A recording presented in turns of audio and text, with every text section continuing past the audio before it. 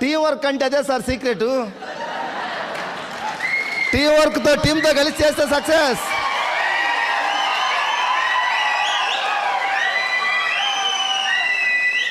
చాలా ఈజీ ఇది. మన అతి తెలివితేటలతో, మన మేధావితనంతో మనం ఏదో పక్కకు పోయి ఇరగదీయాలని చూస్తాం. ఏం ఇరగదీయలేరు. చాలా మంది పోయి పక్కకు పోయి ఇరగదీసి కింద పడి మళ్ళీ వచ్చి ఇక్కడ బోలపడుతుంది. ఇప్పుడు ఫాలో ద అప్లైనర్, సింపుల్ లాజిక్. తొందరగా డబ్బు కావాలి, మంచి పేరు రావాలి, సక్సెస్ కావాలంటే మన తెలివితేటలు ఎక్కువగా వాడొద్దు. ఓకేనా? సొంత తెలివితేటలు వాడి కొంతమంది చేతులు కాల్చుకొని ఈరోజు ఇంటి దగ్గర ఖాళీ కూర్చోండి, వెస్టేజ్కి దూరం అయ్యి. చూడండి, ఇక్కడ డబ్బు తీసుకున్న వాళ్ళందరూ ఫాలో ద అప్లైనర్, అంతే సింపుల్. ఏ లీడర్ అయితే ఈరోజు నిజాయితీగా డబ్బు సంపాదిస్తున్నా ఆ లీడర్ని ఒకసారి మీరు అనాలిసిస్ చేయండి. వాళ్ళు అప్లైనర్ మాట్లాంటాడు అంతే గుడ్డిగా, ఆయన ఏం చేయడు పెద్దగా. ఏమైనా ఉందా సార్? అప్లైనర్ ఎవరు మాట్లాంటాడు? ఆ పై అప్లైనర్ ఎవరు?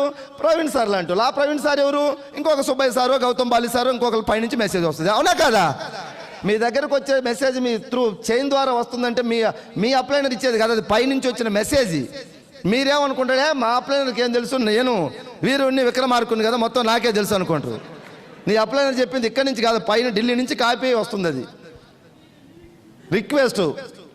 అప్లైనర్ని గుడ్డిగా నమ్మండి. అప్లైనర్ అంటే మిమ్మల్ని జాయిన్ చేసిన అప్లైనర్ కాదు, యాక్టివ్గా గ్రో అవుతున్న అప్లైనరు, ఎథికల్గా పనిచేస్తున్న అప్లైనరు. వాళ్ళ అప్లైనర్ గౌరవిస్తున్నా లేదో చూడండి.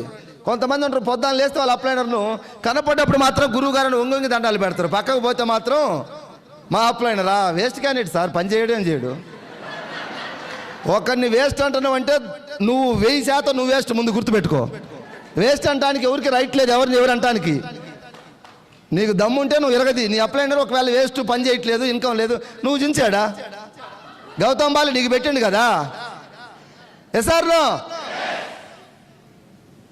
ఈ అప్లైనరు, డౌన్లైనరు, ఈ కథలు ఇవి అవి చెప్పుకుంటే జీవితం ఏమైనా ముందుకు పోద్దా సార్? జీవితం ముందుకు పోవటానికి ఏం ఆలోచించాలా అది ఆలోచించాలా. ప్రాబ్లమ్స్ ఉన్నాయా లేవా? అందరికీ ఉన్నాయి ప్రాబ్లమ్స్. చాలామంది సార్ డిఎల్సీపీ కంప్లైంట్ పెట్టుకొని నేను వర్క్ చేయలేను సార్ అంటాడు. ఎవడి క్లాసు నువ్వు డిఎల్సీపీ కంప్లైంట్ పెట్టుకొని వర్క్ చేయకపోతే? ఉన్నాయి సార్ ప్రాబ్లమ్స్, క్లియర్గా అవుతాయి మెల్లమెల్లగా. నువ్వు బావి దోమన్నప్పుడు దోవి నీళ్ళు రావడానికి ఇదేమన్నా మనం దేవతలు తిరుగుతున్న యుగంలో లేవు మనం.